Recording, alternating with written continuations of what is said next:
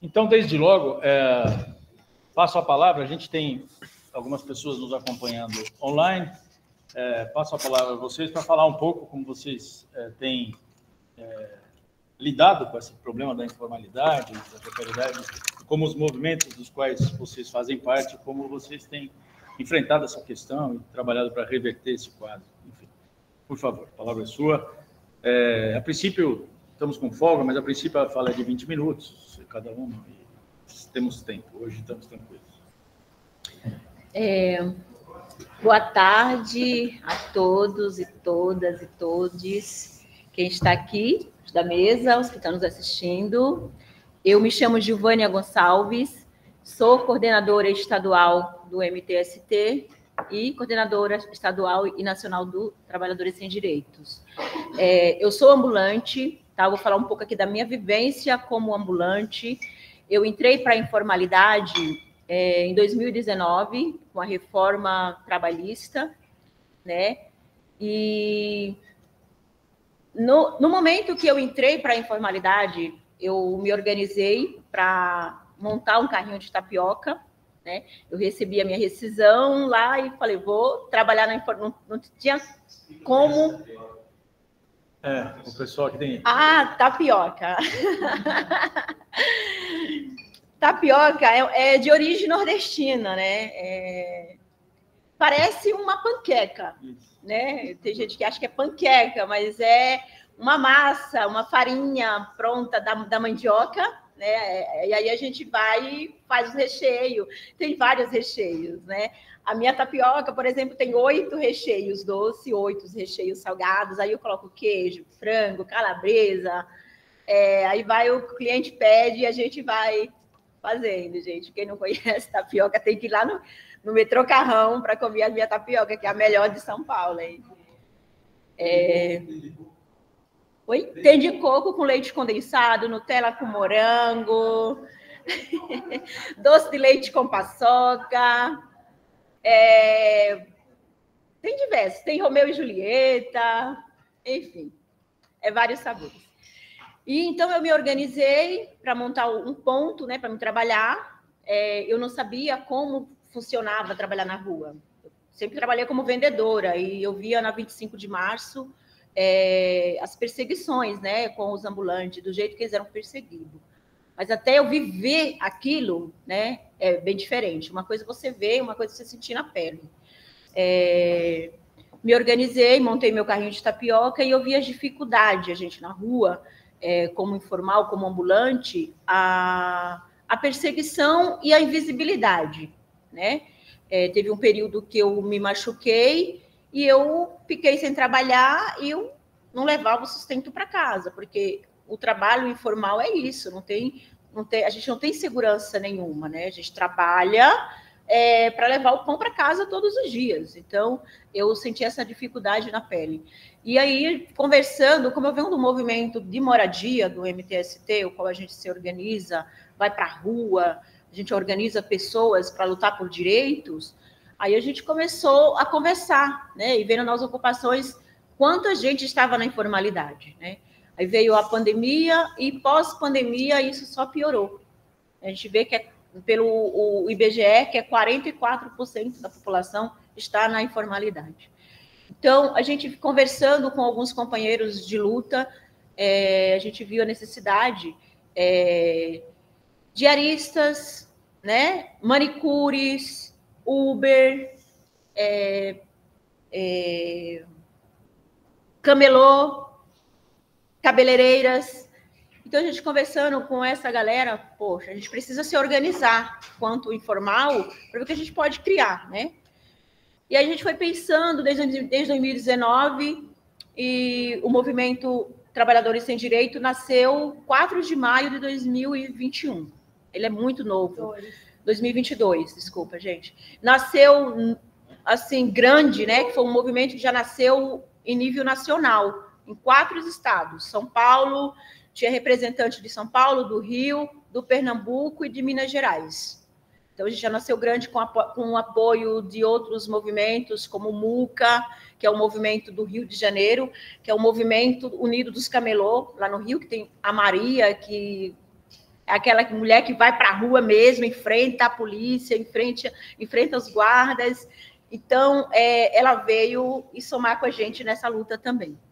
O pessoal das Brigadas Populares, o pessoal de Pernambuco, da Sintrace, acho que depois essa parte mais política a Maíra pode complementar. O Sintrace também é um sindicato dos trabalhadores informais, lá em Pernambuco, inclusive foi onde foi lançado a Jo Cavalcante como deputada estadual em Pernambuco, e ela é ambulante. Então, teve essa junção, né, de outros sindicatos, e aí nasceu o Movimento dos Trabalhadores Sem Direito. Quer falar um pouco mais? Não. Deixa eu continuar. Então, eu estou falando um pouco da minha vivência, né, na luta. A gente se organiza com outros movimentos, com outras categorias, para que a gente cobre políticas públicas, né? A gente sabe que quando chega a tecnologia, né, chegou essas grandes empresas de app, né, de aplicativos, que exploram os trabalhadores. E esses trabalhadores, eles não têm seguranças, né?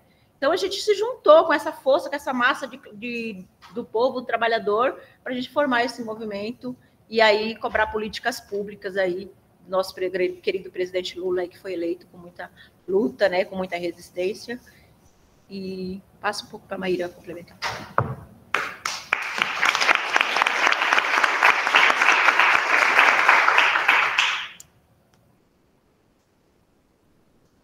Obrigada, Gil.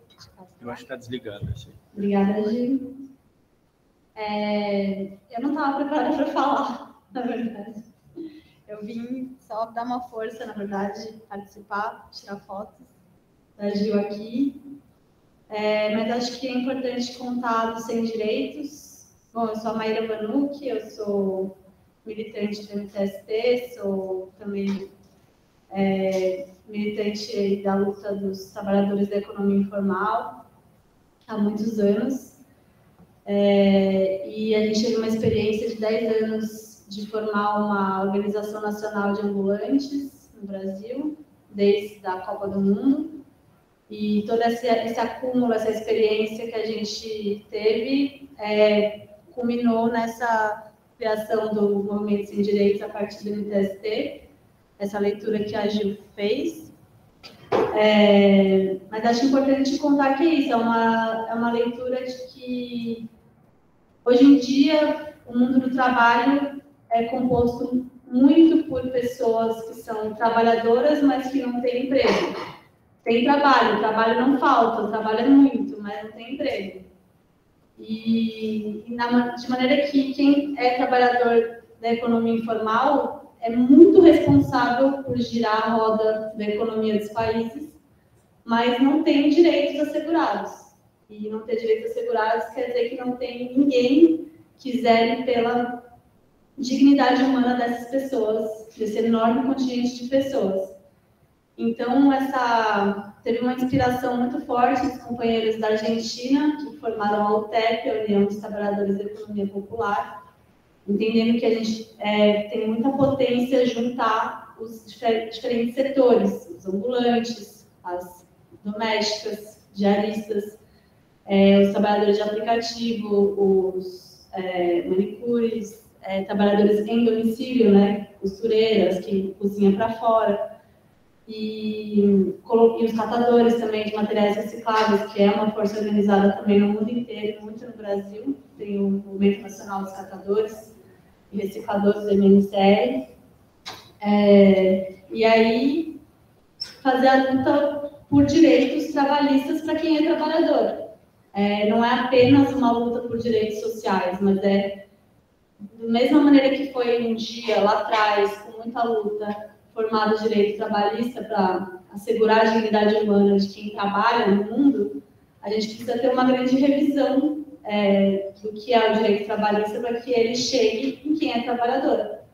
Então, é uma mudança de perspectivas. Os trabalhadores, eles não têm direitos porque o neoliberalismo avançou e retirou. E para a gente avançar e conseguir restituir isso que foi tirado de nós, da classe trabalhadora, precisa precisa de união entre os trabalhadores, precisa de luta, precisa de estratégia e precisa querer mudar os marcos legais trabalhistas do mundo.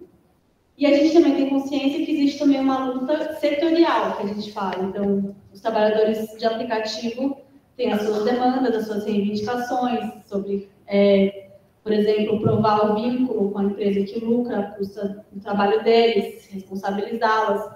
Os ambulantes precisam de legalização no espaço público, que é uma disputa municipal, na maioria dos casos, de uso do território, do solo urbano para o trabalho, para a renda, uma cidade que sirva ao seu povo e não apenas ao interesse do capital, da especulação imobiliária. Por isso é uma luta irmã da luta por moradia, a luta dos ambulantes, e a Gil está aqui para provar isso. E, enfim, as domésticas diaristas, como é que a gente fala de todo o abuso que elas sofrem, todo o assédio moral, enraizado na cultura escravista do Brasil, e como a gente, né, além da PEC que existe, as diaristas, elas estão aí na informalidade, não estão no e-social, não estão asseguradas, e como é essa luta? E, enfim, tem toda a questão da economia social solidária, como que isso pode ser utilizado, o cooperativismo, mas a gente está aí disposto a, nos próximos anos, fazer muita luta para formar essa força política, reivindicar nacionalmente uma responsabilização do Estado pela dignidade humana de quem move a economia do país, e também organizar, politizar e formar esses diversos setores que têm as suas próprias reivindicações e precisam se reconhecer como trabalhadores e não como empreendedores antes de tudo, e aí ir para cima para conseguir direitos. Então é mais ou menos isso que o Sem Direitos veio fazer, e estamos começando, e toda solidariedade e apoio é bem-vindo. Quem quiser somar, a gente está aberto, estamos nas redes sociais e precisamos de somar forças aí. Então, muito obrigada pela oportunidade aí para o Sem Direitos no seminário, e obrigada.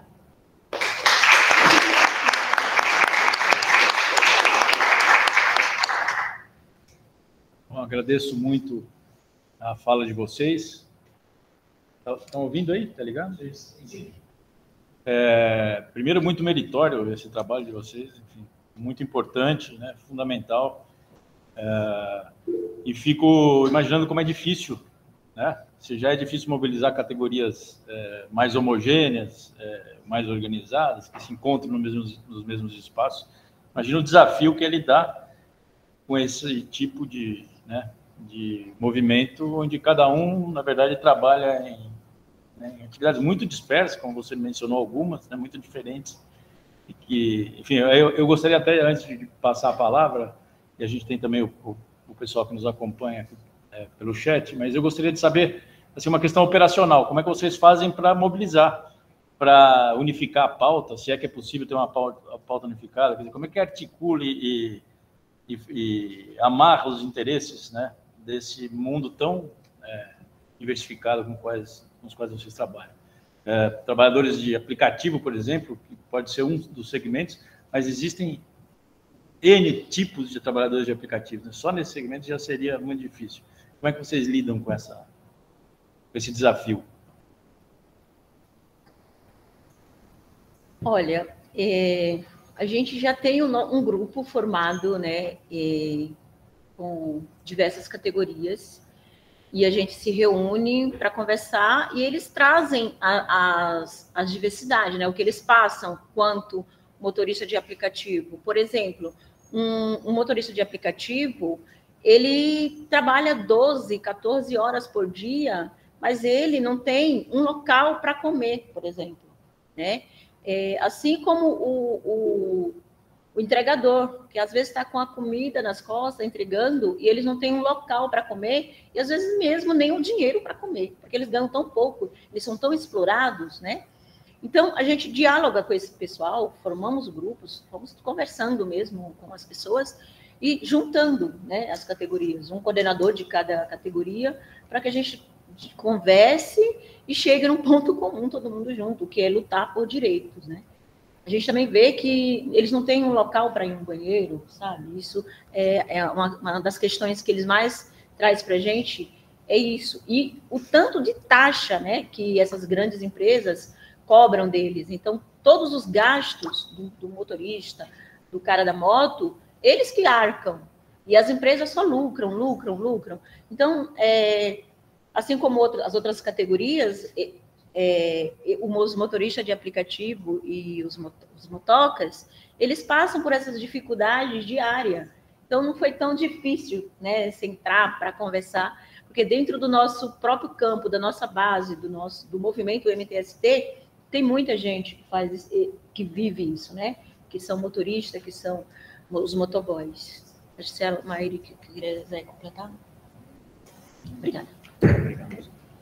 Eu acho que é isso que a gente falou. Assim, tem a base do MTST, que é um começo, onde a gente faz esse trabalho de organização, mas tem duas grandes linhas. Uma é essa que a Gil falou, que é conhecer as reivindicações de cada setor, entender que a estratégia de organizar politicamente é fazer negociação coletiva. Que é negociação coletiva com os trabalhadores da economia informal? É entender quais são as reivindicações, quem é a contraparte e ir para o pau, pelos meios que tiver. Pode ser judicializando, pode ser fazendo audiência pública, pode ser de diversas maneiras, fazendo greves, como o paro do break dos aplicativos, mas existem maneiras de lutar para que as demandas sejam atendidas. Então, parte da questão da negociação. Como que a gente vai negociar e o que a gente vai negociar, o que é pauta comum. Então, esse trabalho de sentar com os grupos e descobrir quais são as demandas é um ponto de cada setor. E, por outro lado, que aí é uma coisa que a gente está também começando a conhecer, fomos em Araraquara na segunda-feira conversar com o pessoal do prefeito Edinho para conhecer a cooperativa, é a questão do cooperativismo, que é construir formas coletivas de geração de renda, onde essa classe trabalhadora dispersa e muito jogada para o individualismo e um pensamento de que os problemas são individuais, passe a construir uma noção de que é grupo, de que faz parte de uma mesma classe, de que soluções coletivas criam unidade, criam força política para poder reivindicar por direitos. Então, a questão do cooperativismo ela é muito chave para organizar sindicalmente os informais. A gente tem um exemplo muito grande na Índia, que é a SEVA, que é a Self-Employed Women Association, que é um sindicato de 2 milhões de mulheres, e que elas têm um banco nacional, um banco de mulheres informais para poder capitalizar algumas iniciativas, e muitas cooperativas de diversas atividades econômicas, como ambulante, para fazer depósito, compras coletivas, para também criar soluções de segurança social que não existem. E sobre a pauta coletiva da organização política, ela é uma pauta por seguridade social, né? A gente tem aí o MEI, hoje em dia, que é uma política que vem de uma maneira para simplificar, subsidiar o acesso à segurança social, só que traz junto todo um arsenal neoliberal de individualismo, de empreendedorismo, de que você é um pequeno empresário, você vai vencer se você trabalhar duro e fizer as capacitações do Sebrae. E é totalmente anti-educativa para a construção de consciência de classe, mas, ao mesmo tempo, não dá para reclamar muito, porque R$ 53 para ter acesso à Seguridade Social é uma política de inclusão e de acesso que é exemplo para o mundo inteiro, junto com o monotributo do Uruguai e da Argentina, que meio que criaram essas soluções. Então, assim, essa é uma possibilidade, mas não resolve. Por quê? Porque os trabalhadores informais, muitas vezes, não têm o direito ao trabalho assegurado, né? O aplicativo corta o motoca, se ele não se comporta de acordo com a política que a empresa tira da cabeça. O ambulante tem a polícia batendo na cara de trabalhador, levando a mercadoria e tem o seu direito ao trabalho negado. Então, não adianta lá na Receita as pessoas serem formalizadas se elas não estão conseguindo gerar renda, se elas não estão conseguindo trabalhar. Então, precisa de coerência, precisa de construir política de seguridade social, que é interesse de todos os heterogêneos, os diversos setores que conformam os sem direitos. Então, tem algumas pautas comuns que existe uma sensibilidade para ir atrás. Obrigado. Pergunto à plateia, se tem pessoas querendo fazer pergunta. O Dari, Laís Abramo, Roberto. Lá em cima, o Maurício. Tá bem. Dari, quer começar?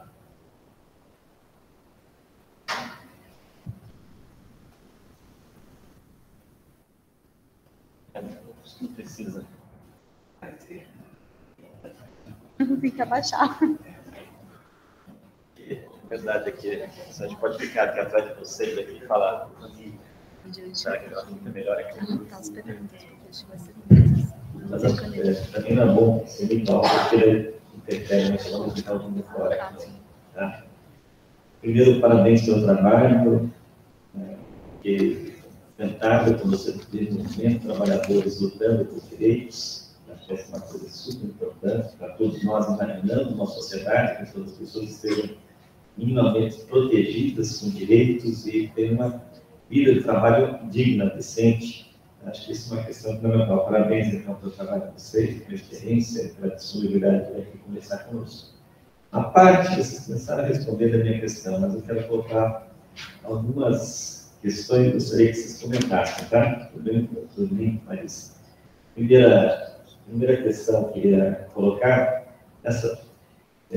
existem situações muito heterogêneas desse mundo do chamado das trabalhadoras sem das trabalhadoras sem direitos. Né? Não sei vendo falar. Então, os entregadores, os trabalhadores motoristas de Uber, de passageiros, os ambulantes, as diaristas. Então, eu queria perguntar, primeira questão, dizendo assim, vocês têm alguma formulação de política distinta para cada um desses segmentos diferentes de trabalhadores? Colocando um pouco mais, aprofundando um pouco mais. Diarista, no caso brasileiro, é um absurdo total que a legislação considera se a diarista trabalha 2 dias por semana não tem direito a registro. Isso não faz nenhum sentido. Isso é um trabalho assalariado, né, como qualquer outro. Então, excluir as diaristas que trabalham somente 2 dias numa casa com direitos não faz nenhum sentido. Ela deveria ser incorporado no direito de uma trabalhadora doméstica comum, como foi instituído os direitos a partir de 2015, aqui na foi concretizado isso. Então, é uma relação de assalariamento, outra luta. Isso não tem nenhuma justificativa técnica, não tem nenhuma justificativa política.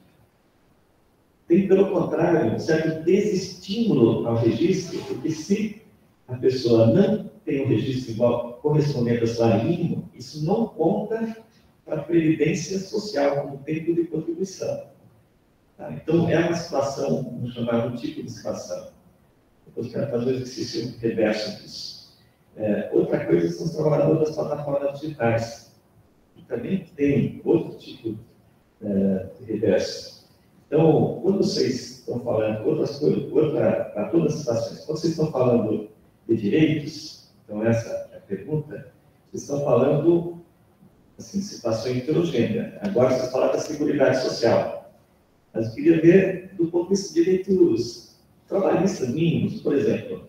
Nenhuma sociedade é capaz, ao longo do tempo, sustentar que as pessoas trabalhem 12, 13, 14 horas por dia. Esse direito de uma jornada de trabalho, ele também está colocado na reflexão de vocês, por exemplo.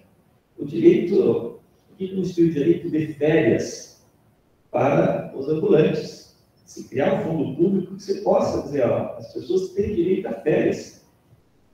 Talvez junto com o recolhimento também, por que não ter então, direito limite à jornada de trabalho? Por que também não ter o direito de você ter o 13º salário, que é um direito trabalhista? Tá? Todo colocando suas questões, que são bastante porque eu imaginando que talvez, dadas as transformações que estão acontecendo no mundo do trabalho, a gente tem que pensar os direitos do trabalho como direitos universais de cidadania. Ou seja, que todas as pessoas tenham esses direitos, independente da situação de ocupação que ela está vinculada. A previdência é uma questão fundamental. A gente já conversou aqui, talvez a previdência tem que ser desvinculada do assalariamento, do seu financiamento, para ter um direito universal. Todas as pessoas, né, falaram da proteção à velhice, aqui, né, todas as pessoas têm esse direito universal. Então, a negociação coletiva, você até levantou aqui na fala, a negociação coletiva é cada vez mais efetiva do ponto de vista da sua capacidade de proteger os trabalhadores, aqui e lá fora. Talvez, por isso que eu estou falando, talvez a ideia dos direitos universais, a gente construir uma pauta, ninguém pode trabalhar mais do que 8 horas por dia. No caso dos empregadores, muitos testemunhos que a gente escuta, a sua chamada liberdade, a liberdade de previsão. Se a minha jornada é reduzida para 8 horas, eu não atinjo minha meta de dia, a minha meta que eu busco no dia, e aí não consigo a recuperação da situação. Então, estou só dizendo essa questão, como é que pensa a questão de uma sociedade de direito e de proteção social, num contexto tão profundo das transformações que estão acontecendo no trabalho, e com uma quantidade tão imensa de trabalhadores vivendo nessa precariedade e na situação de sem direitos. Por isso que a gente chamou vocês aqui, porque a gente acha que isso é fundamental para a gente pensar essas questões, porque senão a gente não muda a realidade concreta de milhões e milhões de brasileiras e brasileiros. Né? Obrigado, mais uma vez. Só para vocês comentarem. Maíra. Opa, tá bom? Bateu, chegou lá. Opa, obrigada. Bom, a gente realmente tem essa consciência de que existe uma luta nacional que é comum aos sem direitos, que é sobre repensar quem é assegurado pelo Estado como trabalhador, onde o Estado vai mediar ou garantir que o trabalhador tenha a sua dignidade, a sua força de trabalho, enfim, por ser a força de trabalho que move a economia do país, ela tem essa contrapartida de que é necessário que esses trabalhadores sejam assegurados. Então, tem uma luta que é mais de marco legal nacional, que ainda está sendo, obviamente, elaborada e precisa ser construída. E tem a luta setorial, que a gente chama, o setor dos aplicativos, o setor das domésticas, o setor dos ambulantes, e cada uma é uma luta diferente. Acho que tem dois grandes divisões, que é onde existe força de trabalho sendo explorada e um vínculo mascarado. Então, quer dizer, se existe uma empresa lucrando, ou uma patroa, um patrão lucrando em cima de um trabalhador, ele precisa ser responsabilizado pelo custo da dignidade humana daquele trabalhador. Então, isso é talvez o caso das domésticas e dos aplicativos, e talvez muitos outros, que eu não estou pensando agora. Mas existe também o trabalho autônomo, o trabalho por conta própria, que você pode até entender que existe um mercado em que está todo mundo ali, existe uma exploração, um empobrecimento que é interessante ao mercado, mas não existe ali, você não vai conseguir provar um vínculo para responsabilizar uma parte que está lucrando em cima do trabalhador. Mas você pode assegurar os direitos do trabalhador. Então, na maioria das vezes, é responsabilizar o Estado. Que nem o MEI subsidia, o microempreendedor individual, ele subsidia a Seguridade Social, o direito à aposentadoria, o direito à maternidade, o direito ao adoecimento dos trabalhadores, é o Estado que está pagando.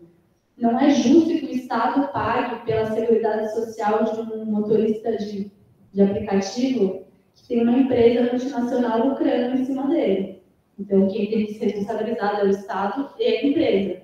Então, existem diferenças entre onde tem vínculo, onde é trabalho autônomo.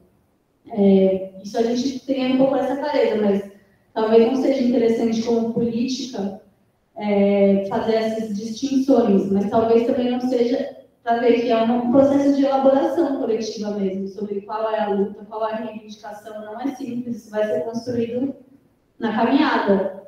Mas talvez não seja interessante também só pensar na renda universal básica, talvez. Porque não é só um direito de cidadania. Tem gente que está trabalhando de sol a sol, está gerando valor para o país. Então, essa questão econômica, ela é relevante. Não sei se interessa a gente simplesmente ir para um direito de cidadania universal. Não que isso não seja muito bem-vindo, mas temos que pensar do ponto de vista sindical, se a gente não insiste na questão do direito trabalhista de quem é trabalhador. Acho que é isso. Obrigado. Então, eu passo, Laís, por favor.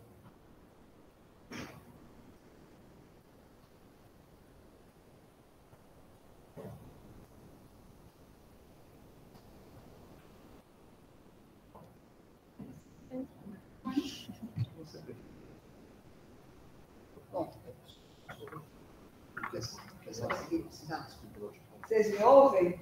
Sim. Bom, então eu vou falar um pouquinho. Bom, também queria cumprimentar muito as duas companheiras pela... A internet não vai ouvir, acho. Não, aqui ali está captando. Ah, está aqui? Queria cumprimentar muito as duas companheiras pelas reflexões tão interessantes, pela experiência, que vocês estão compartilhando. E acho que algumas das coisas que eu ia falar também o Dari já tocou. Então, eu queria... esse final, Maíra, né, que você falou, eu acho muito interessante, né? O que seriam direitos de cidadania e o que seriam direitos do trabalho, né? Pensando exatamente todas as formas de trabalho que existem numa sociedade e que contribuem para produzir a riqueza dessa sociedade. E que, evidentemente, o trabalho por aplicativos, o trabalho das trabalhadoras domésticas, do trabalho dos autônomos faz parte disso, embora não tenham os direitos. Então, nesse contexto, eu queria...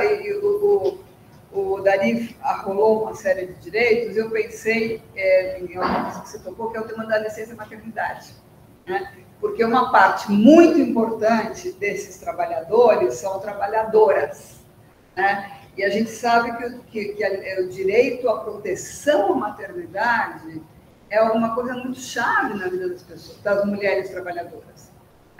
As mulheres trabalhadoras que não têm esse direito assegurado, assim como os outros, né? Acho que todos que você arrolou, férias, 13º, regulação da jornada, também são muito importantes, mas aí você tem uma especificidade. Claro que também tem a discussão, que eu acho que é muito importante, do direito da licença paternidade, porque os pais também têm não apenas a obrigação, né, de compartilhar o cuidado das crianças, como também o direito de poder usufruir de alguma proteção para se dedicar a isso também, né? Então, a minha pergunta é isso. Se nessa discussão que vocês estão fazendo, e que é muito ampla dos direitos, se tem aparecido essa questão da licença maternidade, né, e como, porque também é um pouco diferente do direito à creche, né, que é um outro elemento dessa equação, mas aí você pode dizer, bom, aí é o Estado que tem que fornecer, tá? No Plano Nacional de Educação,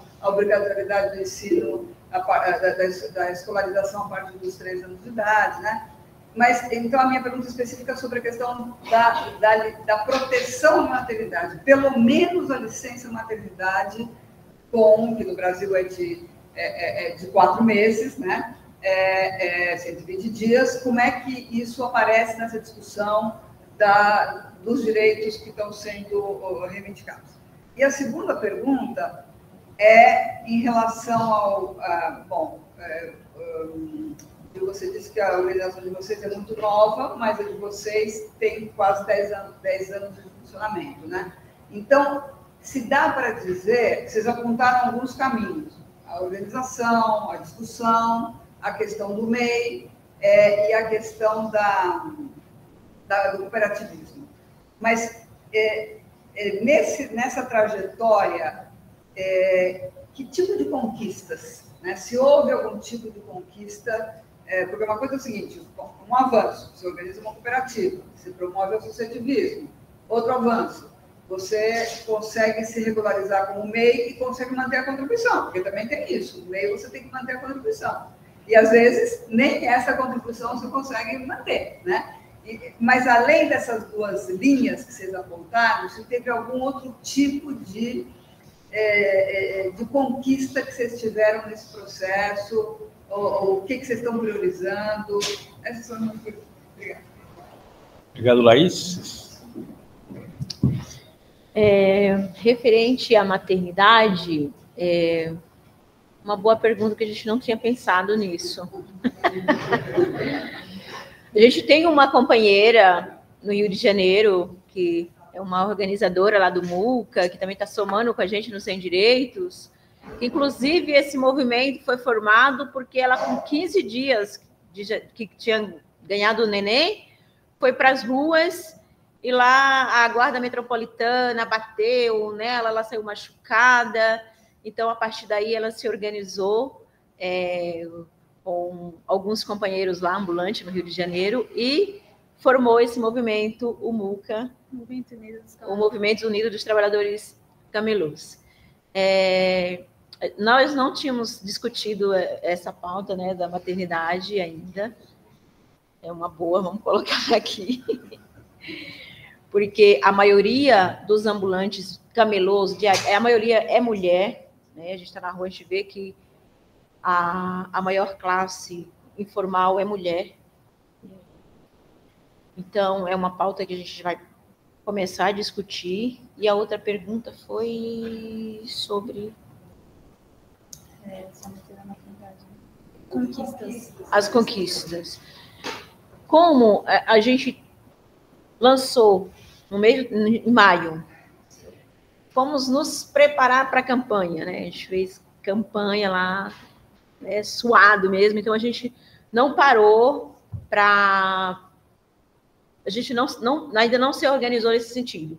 A gente fez uma luta, que foi um travamento, para mostrar que a gente tinha sido lançado, que a gente não era invisível, né? E foi um travamento na Dutra, deu um mal, sabe? Foi um boom nas redes sociais, mas como a gente não tem ainda nenhuma uma ideia formada ainda, a gente está se organizando ainda muito novo. Se a Maíra quiser complementar, que ela tem uma formação mais política, gente. Eu tenho uma formação mais de rua. É político. de pôr a minha cara lá na rua, de trabalhar, de brigar lá com a polícia. É isso. É muito já. Laís, eu acho que a principal conquista que teve, que é meia, não é nem chega a ser uma conquista, porque não foi que nessa organização de ambulantes que existe há 10 anos no Brasil, o Vicentinho propôs uma frente nacional em defesa do trabalhador informal. Só que aí ele conseguiu as assinaturas, depois mudou a política de formação de frente, tudo isso ano passado, e não consegui mais recolher tantas assinaturas, que são um monte, para conseguir formar uma frente, mas foi uma tentativa de formar uma frente parlamentar para fazer o debate lá.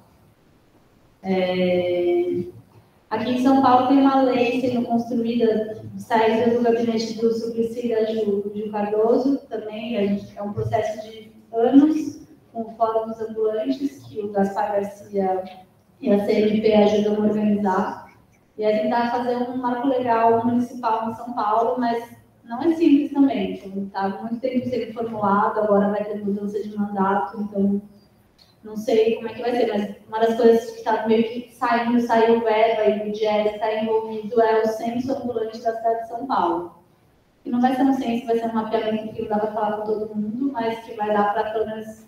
Porque assim, a nossa estimativa pelas as PEDs do DIES era que são 100 mil em São Paulo. E tem 3 mil TPUs, termos de permissão de uso. E aí o Bruno Covas criou uma autorização temporária de até 90 dias, que chama Tô Legal, que é interessante porque alguma legalização depois de anos, mas que não entende nada do que é o trabalho ambulante, acha que é uma coisa transitória entre trabalhos, e, enfim, a autorização é muito mais precária do que permissão, que também é muito precário porque é discricionário, então cada prefeitura pode riscar, canetar e acabar todos os direitos garantidos de uso do espaço público. Por exemplo, a Erundina criou a CPA, que é a Comissão Permanente de Ambulantes, que funcionou por um tempão na subprefeitura de São Paulo, e aí ela foi sendo deformada por decreto atrás de decreto, a ponto que hoje em dia os subprefeitos usam a CPA só para cancelar licenças, CPUs. Então, assim, a luta é árdua, assim, acho que tem muita coisa aí ainda para ser feita e muito pouca conquista. Acho que a gente está em processo de formulação ainda. Obrigado. Nós temos ainda algumas pessoas inscritas aqui na sala, mas eu queria passar para o pessoal do chat, intercalar com as perguntas deles. Tem a Tânia Ludmila Tosta, ela pergunta, agradece a fala e a oportunidade. Ela pergunta o seguinte, gostaria de saber como pensam a luta coletiva com estas categorias diversas da informalidade, que um pouco já a gente responderam no início, e as possibilidades de atuação juntamente com os sindicatos. Eu achei que essa questão é interessante, como, por exemplo, das trabalhadoras domésticas, se vocês se articulam com os sindicatos, né? A mesma Tânia completa com uma segunda questão, gostaria de saber se tem algum site de contato para conhecer mais o movimento. E aí voltamos à questão da Monique, e gostaria de saber se as cozinhas solidárias do MTST, próximas aos pontos de encontro de trabalhadores de aplicativo, como no Rio de Janeiro, qual é o papel da alimentação na luta desse movimento? Ou seja, essas cozinhas, se elas ajudam a articular, imagino que é isso, ajudam a aglutinar e organizar os trabalhadores. Então, passo a palavra. Quem que vai? Pode falar. Tá bom? Não, pode você.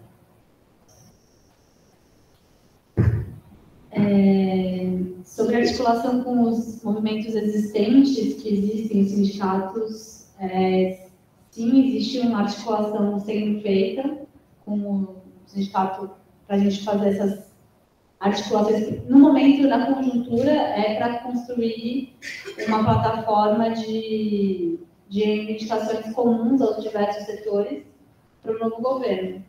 Então, é uma coisa mais de conjuntura, mas que vai em perspectiva a construção de uma articulação com o Sindicato das Domésticas, Nacional das Domésticas, né, a Federação, com os aplicativos antifascistas, com o MNCR, de tratadores, com acho que a ASOBAC, que é a Associação das Trabalhadoras em Domicílio do Brasil, que tem tanto o pessoal lá de Pernambuco, Toritama, tal, como várias também, pessoal aqui de São Paulo, da periferia, Osasco, tal, uma costureira, cozinheira, que formou essa associação já faz um tempo, inclusive eles são associados à HomeNet Internacional, que é a rede internacional.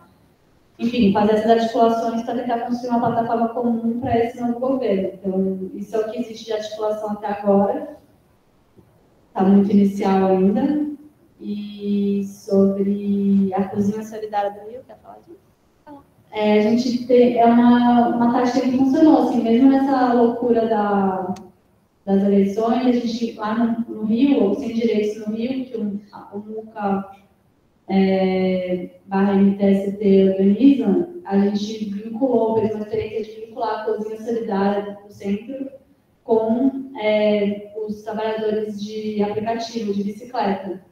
Então, pegar as fichas das refeições, do café da manhã, enfim, começar a trabalhar com esses entregadores que se concentram ali na Carioca, enfim, e aí trazer... A questão da alimentação é fundamental, né? Eles trabalham entregando comida e não tem, às vezes, o dinheiro para comer na rua. Passam muitas horas sem comer, sem beber água também. Então, articular esse projeto das cozinhas solidárias do MTST com enfim, mais a campanha, né, para que as pessoas conheçam os seus direitos e venham para as rodas de conversa, é uma tática que está sendo interessante estar no Rio. A gente já está pensando em reproduzir aqui na Sé também. A gente está com uma das cozinhas na Sé, enfim, meio que por aí, articular o que tem de forças. A gente tem uma página no MTST, né, que é @MTST Sem Direitos, o nosso Instagram, né, @MTST, Trabalhadores Sem Direitos. Então, entrando lá no chat, tem sempre alguém para estar respondendo as perguntas. A gente ainda não tem, né? Facebook tem, eu acho. Facebook sim, mas o site a gente ainda não tem. Está pronto. Obrigado. Tem o Roberto, Maurício e Marilane. Isso, duas minhas contas.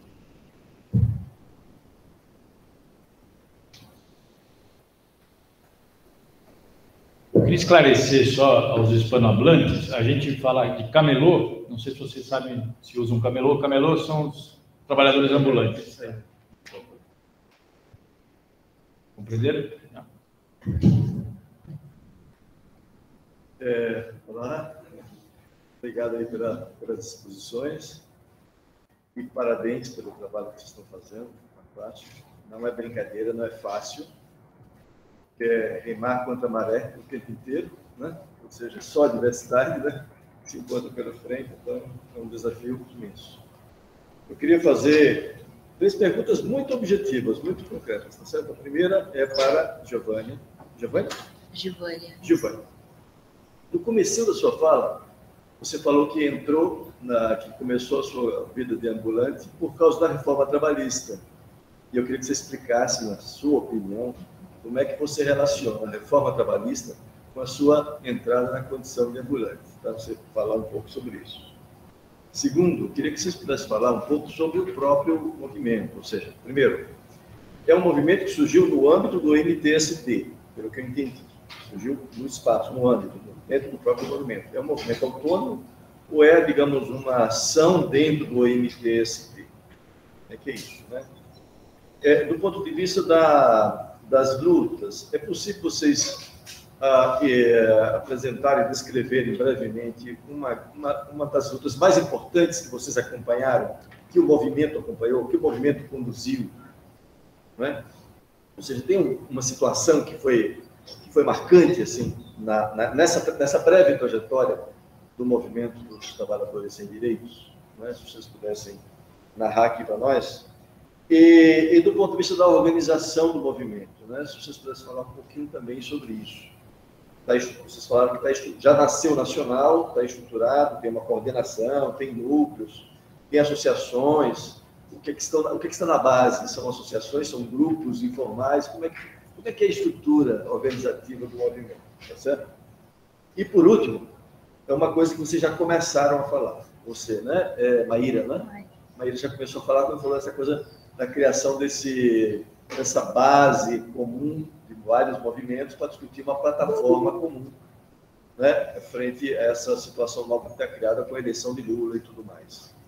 Então, se vocês pudessem falar um pouco da expectativa que vocês têm em relação a esse novo contexto que está criado, do ponto de vista desses trabalhadores, desse tipo de trabalhador, né, de trabalhadora, né, quais são as expectativas que vocês têm e que tipo de bandeira, de reivindicação, de questão vocês vão colocar na agenda, na mesa para debater com o governo, certo?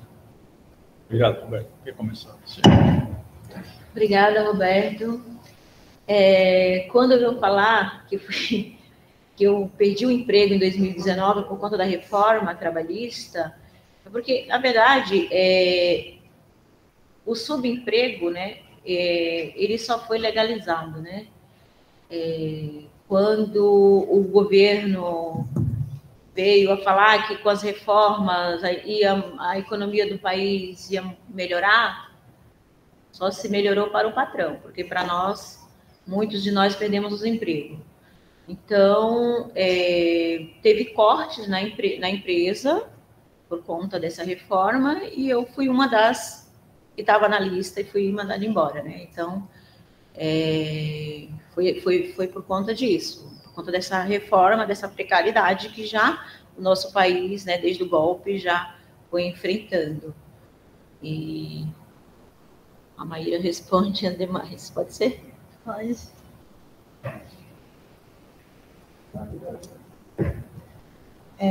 Sobre como se organiza o movimento, sim, nasceu a partir do MTST, foi impulsionado pelo MTST, mas com autonomia. O MTST tem outros tipos de movimentos impulsionados, como Raiz da Liberdade, Mulheres em Movimento, que extrapolam, né, que é pegar pautas, enfim, das lutas, né, e além. Só que é claro que contar com uma estrutura tanto de formação como de organização, e que é a base da MTST, como ela é organizada, e foi a partir daí. Então, tem muito do MTST, mas com total autonomia. E tem gente que não é do MTST também no movimento. Sobre como a gente se organiza, por enquanto a gente está em 4 estados, né, que é os que a gente já estava trabalhando junto, muito por causa do MTST também, que eram cidades que já tinham luta dos informais, de alguma maneira. Então, o Sindace, que o Gil contou, que é o Sindicato dos Trabalhadores do Comércio Informal, que elegeu a Jo como primeira deputada estadual, co-deputada estadual ambulante do Brasil, junto com o MTST. Então, assim, o Sindace fez muita luta lá, é mais uma luta ambulante, de ambulante mesmo, lá.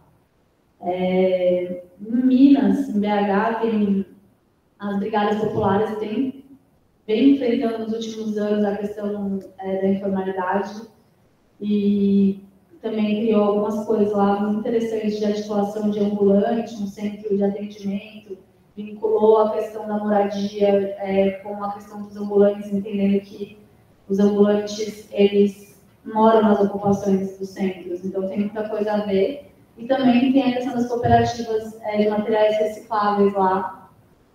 Aqui em São Paulo tem já uma variedade maior, tem, da base mesmo do MTST, tem um núcleo lá de trabalhadores motoristas de aplicativo, tem os entregadores, tem costureira E diarista. Diarista, tem bastante diarista, tem também, é mais misturado, assim, não é que são associações formadas para cada setor, mas quando a gente começa a trabalhar com a base, a gente vê quais são as profissões e começa a desenrolar as demandas de cada setor. No Rio, também é o MUCA, principalmente, no movimento dos camelôs, que é uma luta muito forte. A Maria dos Camelôs é uma liderança lá muito atuante, já faz muito tempo também. E basicamente isso. Os planos para o lugar. Majoritariamente. Organicamente, sim. Mas o trabalho vai se desenvolver pelos setores. E sobre você perguntou o maior evento marcante, eu não sei, o que me veio foi eleger uma doméstica deputada estadual, que é Diane Maria. Eu acho que isso aí não é fruto do Sem Direitos, mas isso foi a coisa mais marcante que aconteceu. Claro que é fruto do MTST, só que acho que isso é muito importante, histórico. E sobre a nossa expectativa de articular os diferentes setores e essa plataforma que a gente quer criar, a expectativa é que não vai ser muito fácil, porque por todas as dificuldades colocadas da organização sindical dos informais, e também por um certo corporativismo, que é difícil quando a gente queria criar uma coisa maior, né? Muitas pessoas são muito envolvidas na própria pauta, então a gente tem essa expectativa, e o que a gente vai indicar, eu acho que é isso, criar um espaço político dentro das instâncias decisórias, né? O que seria uma mesa nacional sindical, né? Que inclui os informais. Por que não? Né? Não tem um patrão, mas talvez tenha as empresas tech aí, que trabalham com os seus colaboradores, e também tem os poderes públicos, que tanto cuidam, são uma contraparte na questão das cooperativas, muitas vezes, do resíduo sólido, como também do uso do espaço público dos ambulantes. Existem contrapartes que podem estar nessa mesa. Então, acho que é isso, é conseguir desenvolver um desenho do que seria esse espaço para formular essas reivindicações comuns aos sem direitos. Acho que não vai sair, não tem isso pronto agora nesse momento, mas eu acho que vai sair muita coisa desse processo.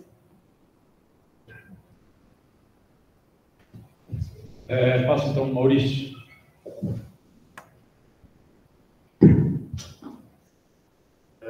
Bom, primeiro parabenizar a Fala, agradecer a fala de vocês. Eu tenho uma questão para a Maíra, na verdade até ela, né, lembrou de mim agora. A gente se conheceu, justo foi na época, como você disse, estava fundando o movimento 10 anos atrás, né? Na época eu trabalhava como assessor da Organização Sindical Internacional da Construção, né? Tinha campanha para a Copa, eu coordenava essa campanha. Então, assim, mas a minha pergunta, ela vem no sentido de, enfim, a gente que estuda, né, trabalho informal, estuda relações de trabalho, muita gente fala algumas vezes sobreposição, algumas vezes do formal para o informal, fala dessas trajetórias que intercalam situações de formalidade e informalidade, né? Então, pensando nisso, eu queria saber se você poderia resgatar um pouquinho, me ocorreu quando você falou lá da fundação, me remeteu da consolidação, desses 10 anos de tentativa de consolidação, como é que você resgatasse um pouquinho essas tentativas de articulação, né, de uma agenda de trabalhadores informais, sem direitos, né, ou com organizações sindicais que estão pautadas, né, sobretudo, a partir de trabalhadores formais, né, estão sustentadas a partir da formalidade, né. Então, eu sei que isso é repleto de dificuldades. Você estava já tangenciando um pouco dessas dificuldades, da pauta do corporativismo, né? Eu queria saber como ficou, assim, porque naquele momento, lá, 10 anos atrás, quando tinha a campanha da Copa, tinha trabalhado do setor da construção, né, na pauta, enfim, né, grande quantidade de obras acontecendo, a tentativa era de aproximação, né, justamente, tendo os holofotes são o setor da construção, as grandes obras, os estádios, e os trabalhadores informais, né? Como é que eles ficam nesse pacote? E foi muito difícil de estabelecer, né? Não tinha, o diálogo ele não aconteceu, assim, né? Eu posso dizer isso com propriedade, porque eu acompanhava com os sindicatos, né? Construção de uma pauta nacional, e tinha esse diálogo que tentava fazer alguma coisa e tal, e era muito difícil. Então, eu gostaria que, se você pudesse falar um pouco a resgatar, falar no sentido de tentar resgatar essas dificuldades, essas tentativas de aproximação. Você falou do Vicentinho, né, que vem do movimento sindical. Enfim, como é que ocorreu esse diálogo? Quais são as principais dificuldades? Enfim, como é que aconteceu? Como é que foi essa trajetória, né, da organização? E um prazer te ver. Prazer, 10 anos depois. Então, falar sobre a dificuldade a gente chama até de incidência com as centrais sindicais, porque é um trabalho de convencimento para que seja relevante e não completamente periférico ali naquela agência que fala de economia solidária ou aquela coisa assim que não está na pauta prioritária, não está no investimento, não está. É um trabalho árduo, sempre com camaradagem, existe receptividade nos setores das centrais sindicais, para que a gente seja, tem até apoio ali, né, ajudar a fazer uma assembleia, existe.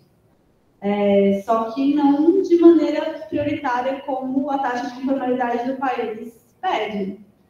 E aí, enfim, são muitas dificuldades, muita resistência, muita colaboração também, mas sempre nesse lugar periférico mesmo. Então, assim, as centrais sindicais, os sindicatos formais, eles apoiam naquela parte de construção de alianças, apoiar os movimentos sociais, pagar uma reunião. Então, esse é o limite do apoio. Mas quando a gente vai lá construir para que seja realmente lidado com seriedade e a construção, isso não é só do Brasil, né?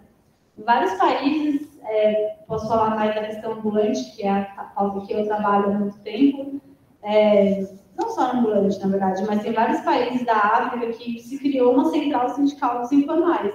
A Argentina criou a UTEP. E aí, quando fica a CTA autônoma, CGT perguntando vocês vão se afiliar a quem, eles falam, não é sobre isso, né? Não é sobre, vamos criar uma única central, então, todo mundo, né? Tipo, porque se é central única, esse é o jeito que os argentinos pensam, interessante. Mas, assim, talvez os informais tenham que criar a sua própria central, porque não tem como convencer o movimento sindical formal a priorizar essa questão, sabe? Fora do corporativismo, assim. Então, seria injusto eu falar que não existe cooperação, que não existe sensibilidade, e até reconhecimento do Congresso da CUT, o último estava lá nas resoluções de que ia representar a classe trabalhadora e não só os trabalhadores registrados, mas a prática, acho que ainda leva muitos anos, assim, acho que é por isso também que a necessidade de criar a própria estrutura, a própria organização, e sempre estar em diálogo e construção conjunta, né? Porque a classe trabalhadora é uma só. Quer complementar, Gil? Não. Então, Marilene, por favor.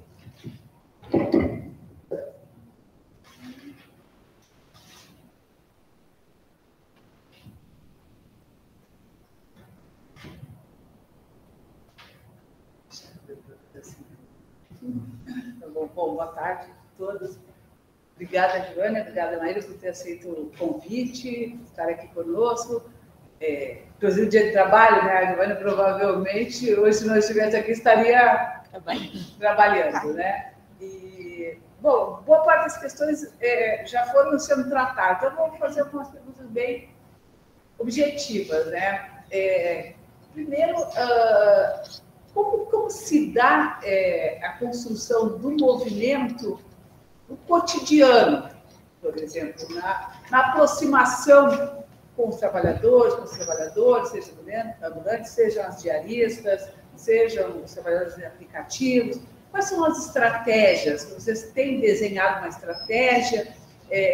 Como é que vocês abordam? Como é que se aproximam? Como é que vocês percebem a evolução do movimento desde a criação dele em maio de 2022, inclusive, quando foi criado, tem muita visibilidade, né? Vocês fizeram um seminário, grande seminário, naquele momento, um manifesto que teve muita potência, que teve muita repercussão, vocês ganharam muita visibilidade naquele processo, foi muito importante. Vocês estavam afirmando, né, uma agenda, né, mais que uma agenda de trabalho, uma agenda da política, né, de nós temos que disputar esse próximo período, também estamos num período complexo, eleitoral, e uma agenda do trabalho. Bom, e de lá para cá, como tem sido feito esse esforço cotidiano, né, de abordar, vocês abordam de que maneira, com que agenda,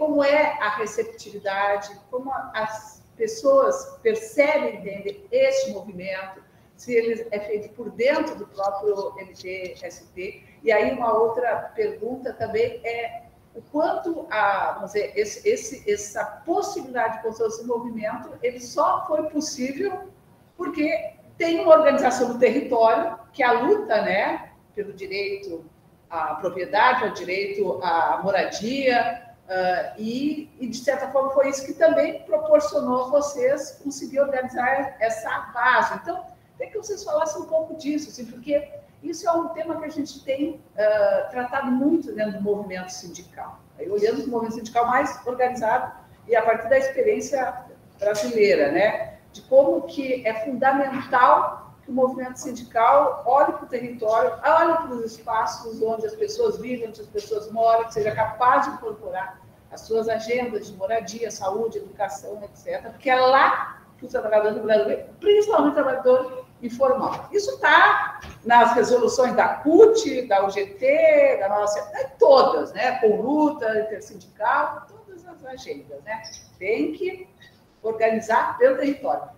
e a Maíra acabou de tratar agora, assim, as sindicais, até algumas delas, não todas, né? Porque algumas delas só veem realmente o movimento sindical, a partir do trabalhador organizado. Mas algumas delas têm, inclusive, uma perspectiva de defesa do trabalhador informal, de representar, só que não conseguem dar o passo seguinte, né?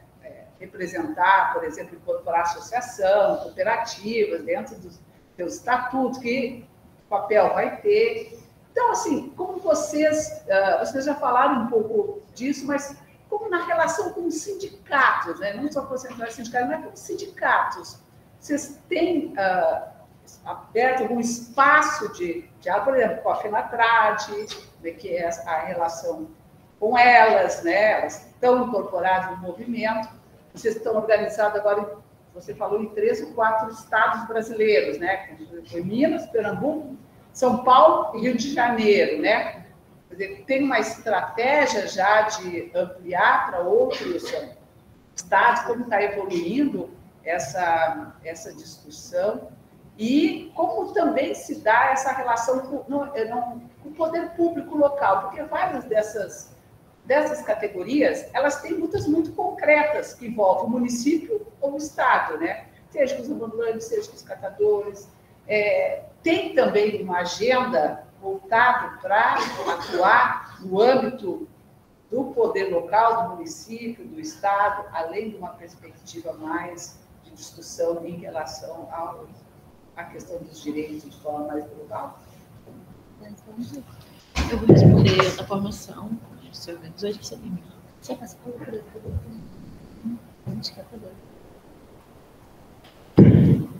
Olha, obrigada, Marilane. A gente se organizou através da base mesmo, mapeando as pessoas, as categorias, fazendo assembleia com categorias específicas nas regiões. Fora de São Paulo, a gente conseguiu avançar para o ABC e Guarulhos também. Então, a gente fazia essas reuniões semanais com as categorias específicas, e aí a gente foi inchando, né? Foi crescendo. A gente estava com um grupo de WhatsApp de 1.200 pessoas, né? De diversas categorias, mas foi dessa forma que a gente conseguiu se organizar. Ver a importância da luta coletiva, do poder que o povo tem juntos, unidos, independente da classe trabalhadora, né, da categoria. Referente a sindicatos, a gente tem uma parceria muito grande com a Rosa Luxemburgo, que é uma parceira nossa, em qual ofereceu cursos para que a gente fizesse curso de economia solidária. Também temos parceria com a Fundação Lauro Campos, também é nova, né, mas é parceira também, o qual vai oferecer cursos específicos para as categorias. E a Maíra cumprimenta. Eu solto a Eu vou falar sobre a questão do poder local. É isso, quando a gente fala que tem uma luta nacional e uma luta setorial, existem setores que a luta ela é municipal. Assim, falando dos ambulantes, claro que é interessante conseguir uma política nacional que ofereça diretrizes, só que o embate mesmo para conseguir regularizar, para conseguir acabar com a violência policial, para conseguir reconhecer, para conseguir ter condições de trabalho, né, infraestrutura urbana para o trabalhador do espaço público, é uma luta totalmente municipal. Então, sim, os prefeitos, as prefeituras são a contraparte dos ambulantes, também dos catadores, muitas vezes, pela questão da coleta, como ela é regularizada. Enfim, então, sim, tem muito trabalho aí com o poder público local. Obrigado, Maíra. O Pietro quer fazer uma pergunta. Pietro. Boa tarde. Hoje tem sido um dia muito interessante aqui no Congresso, porque antes de vocês, no painel da tarde, o primeiro painel da tarde, não foi na manhã, né, o painel de gênero, o primeiro painel de manhã. Também teve participação de movimentos sociais, então a Associação de Imigrantes, né, estavam aqui no painel de gênero e trabalho. Isso enriquece bastante o nosso debate aqui digamos, num formato mais acadêmico do Congresso, né? E a fala de vocês mostra isso. E eu tinha uma pergunta, primeiro parabenizar pelas exposições, perguntas, toda a reflexão que tem sido gerada, um pouco mais específica para a Giovânia, mas se Maíra, se quiser comentar, fique à vontade. Vocês, veja, várias vezes vieram pessoas aqui e disseram, vocês já falaram um pouquinho, mas vou perguntar, a minha também é um pouco por aí. Vocês comentaram sobre alguma coisa da atividade específica de Camelô, sobre também o papel da polícia, né? Então, eu queria saber, pode ser na sua experiência mais pessoal, ou do que você ouve dos colegas que participam, dos companheiros de luta que participam com você, Giovânia, se há, de fato, como se lida com essa relação contraditória entre uma imagem de um Estado, muitas vezes representado na forma da polícia, que aparece para esses trabalhadores na situação que eles estão de rua, na venda de alimentos, de serviços, de produtos têxteis, de produtos eletrônicos, né? Como uma relação de fiscalização, de violência, de abuso, por um lado, e ao mesmo tempo um movimento que quer reivindicar do Estado direitos que lhes cabem, né? Enquanto trabalhadores, enquanto cidadãos.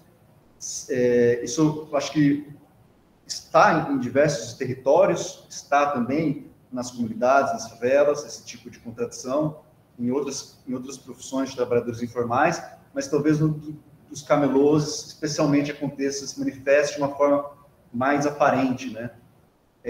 Como você sente, se você sente essa contraditoriedade nessa luta, como você lida, como você percebe que os companheiros lidam, no próprio processo de convencimento, né, de seduzi-los a essa luta por direitos de um Estado que tem essas duas mãos, ou pode ter essas duas mãos.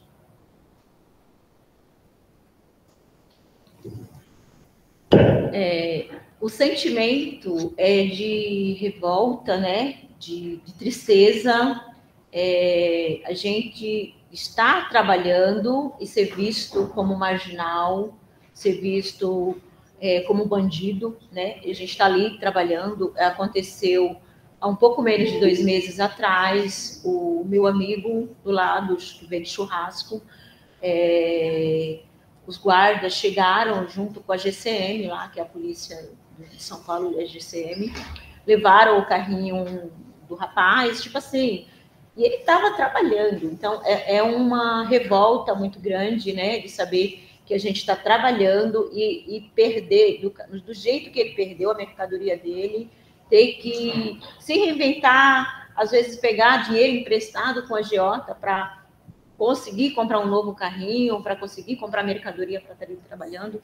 Então, eu me sinto revoltada, fico revoltada com essa situação e, ao mesmo tempo, isso nos dá força, né? Mais força de lutar, de ir para cima, cobrar do poder público o direito ao trabalho, a trabalhar.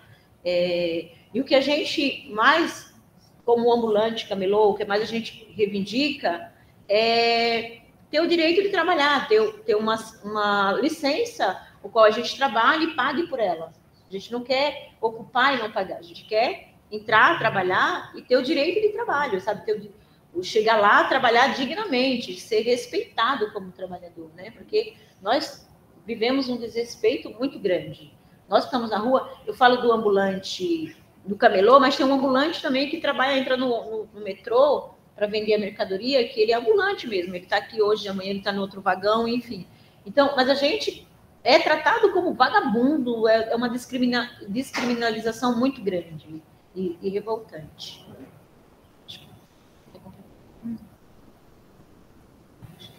Então, eu acho que não tem mais perguntas. Agradeço muito a participação de vocês duas e parabenizo mais uma vez o trabalho, acho, importantíssimo, né? Vocês estão na ponta de lança das transformações do mundo do trabalho. Acho que todos nós apostamos e desejamos que vocês nos ajudem a encontrar saídas para realidade tão complexa nesse momento que o capitalismo destrói o tipo de emprego com o qual a gente estava acostumado, a política está tão complicada. Eu vejo que, teve a pergunta de que conquistas que vocês fizeram, eu acho que há certamente no campo político, acho que não só o caso da Edilene, mas até da resistência ao atual presidente que está indo embora. Eu acho que assim, a luta de vocês é também uma luta política no campo político, que eu acho que é muito importante. Então, enfim, acho que nós depositamos muita esperança no sucesso dessa organização dos trabalhadores. Parabéns, muito bom saber que vocês estão nessa batalha e que está avançando assim. Acabou de nascer, né? Foi outro dia, mas já tem bastante coisa encaminhada.